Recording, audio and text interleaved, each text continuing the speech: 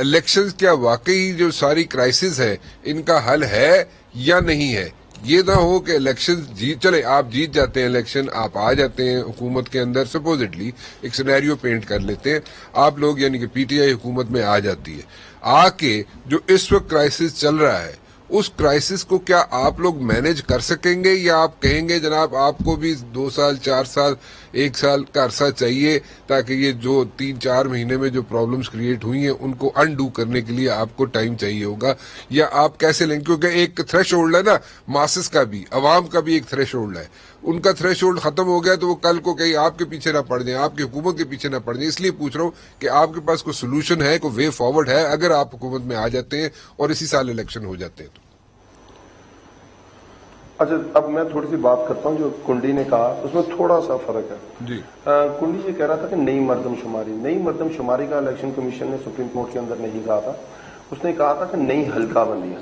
کیونکہ اگر یاد ہوگا کہ لاسٹ جوائنٹ سیشن کے اندر ہم اس قرارداد کو پاس کر گئے تھے, کیونکہ جو پرانا الیکشن تھا وہ جب تک اسمبلی کے تھرو پاس نہیں ہو جاتا, اس کا جو فگرز آتے ہیں اس وقت تک, وہ کیونکہ 1 ٹائم اس کو الاؤ کیا تھا اسمبلی نے, تو پھر دوسرے اس کے اوپر الیکشنز نہیں ہو سکتے. پچھلی دفعہ اسمبلی کے اندر جوائنٹ سیشن کے اندر اسد عمر صاحب کھڑے ہوئے تھے, اس کو کلیئرٹی کے ساتھ انہوں نے پیش کیا تھا, پورے ہاؤس نے اس کو کلیئر کیا تھا.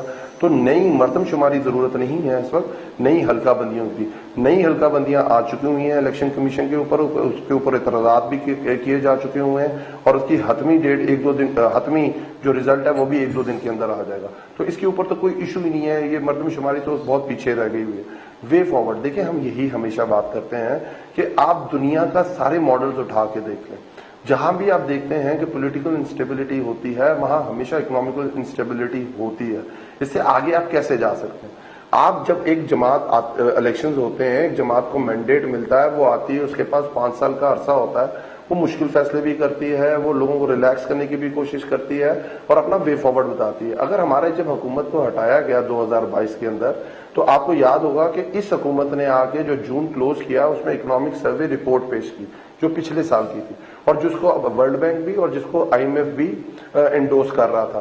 اس میں کیا تھا, اس کے اندر یہ تھا کہ آپ کا جو کرنٹ اکاؤنٹ ڈیفیسٹ ہے وہ $12.5 ارب پہ تھا, آپ کا جو ایکسپورٹ تھی وہ لگ بھگ $32.5 ارب کے اوپر تھی, جو $23.5 ارب سے لگ بھگ $9.5 ارب ہم بڑھا چکے ہوئے تھے 3-3.5 سال کے اندر.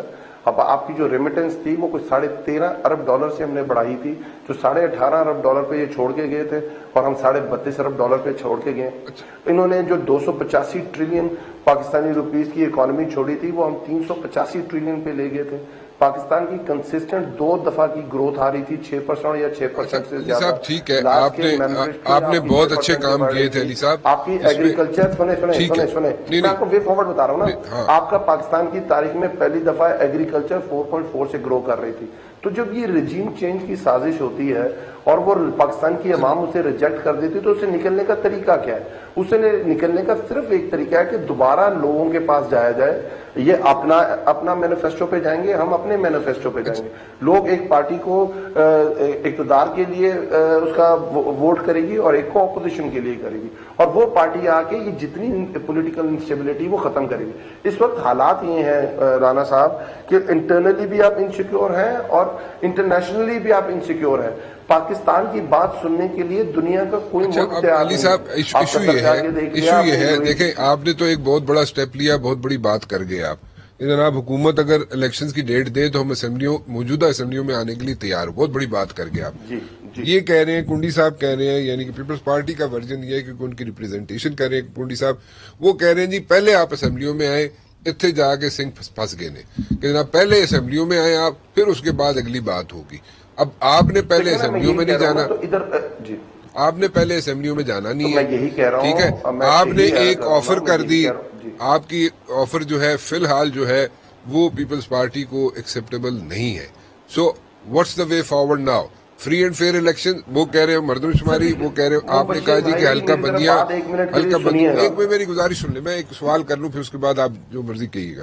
مردم شماری کہہ رہے تھے کنڈی صاحب, مردم شماری آپ نے کہا جی ضرورت نہیں ہے, ہلکا بندیاں تھی, اس کے اعتراضات بھی جمع ہو گئے, سب کچھ ہو گیا. ناؤ اب ہم آگے کیسے چلیں, اس سارے کرائسس کا حل کہاں سے نکالیں, کیسے نکالیں؟ دیکھیں میں مبشر بھائی ایز این اپوزیشن پارٹی, مبشر بھائی اگر میں ایک کوئی ایز این اپوزیشن پارٹی تو میرے لیے تو بہت اچھا ہے.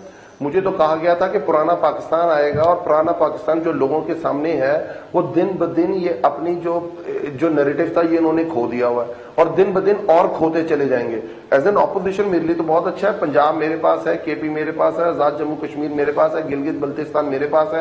ٹوٹل آبادی پاکستان کی 22 کروڑ ہے, لگ بھگ 15-16 کروڑ لوگوں کے اوپر اس وقت تحریک انصاف کی گورنمنٹ ہے. ہم تو یہ کہہ رہے ہیں کہ اچھا ہے یہ تو اور ان کا برا اثر ہو اور ڈوبے اور پیچھے ہو, پورا ان کا جو اندر ہے وہ لوگوں کے سامنے باہر آئے. کی بات تو ہم ایسے پاکستانی یہ بات کر رہے ہیں